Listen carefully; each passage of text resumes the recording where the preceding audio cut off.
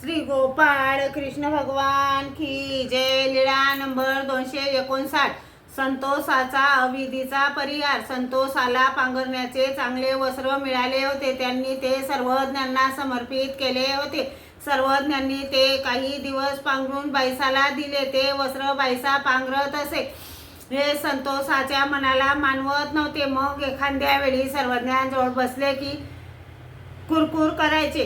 अशी काही या वर्षी थंडी वाजते जी। सर्वज्ञ म्हणायचे कथ्याला ढिगळ लावा।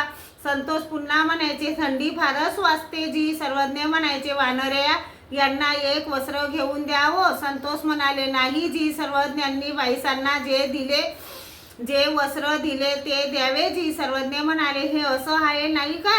सर्वज्ञ म्हणाले बाई ते पांघरण्याचे वस्त्र आणा। मग बाईसांनी ते वस्त्र आणले, सर्वज्ञांनी त्याला दिले।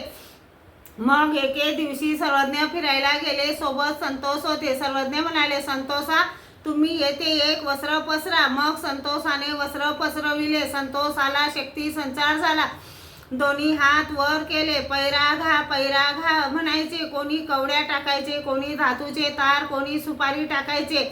असे गाठोडे बांधून संध्याकाळी सर्वज्ञांजवळ घेऊन आले। सर्वज्ञ म्हणाले सर्वांसाठी उपार करा। मग दुसऱ्या दिवशी बाईसांनी सर्वज्ञांपुरता चांगला उपार केला, बाकी धान्य दळून भाकरी केल्या। सर्वज्ञांसाठी पूजा द्रव्ये आणली, सर्वज्ञांसाठी तूप व इतरांसाठी तेल आणले। मग सर्वज्ञांना पूजा अवसर झाला, सर्वज्ञांसाठी ताट केले, भक्तजनांना वाढले। सर्वज्ञ म्हणाले संतोषा आम्हाला दंडवत घाला आणि म्हणा मी सर्वज्ञांना चादर दिली, ती सर्वज्ञांनी बाईसाला दिली, ती मी परत घेतली, त्यामुळे मला अविधी घडला, तो माझा परिहरो असे म्हणा। हो जी। बाईसा म्हणाले बाबा याला कसा काय अविधी। सर्वज्ञ म्हणाले बाई विधी अविधी परिहरे। मग संतोषाने दंडोते घातले। नंतर सर्वज्ञांचे परिवारासह जेवण झाले, गुन्हा केला, विडा घेतला, त्यांचा अविधी परिहरला।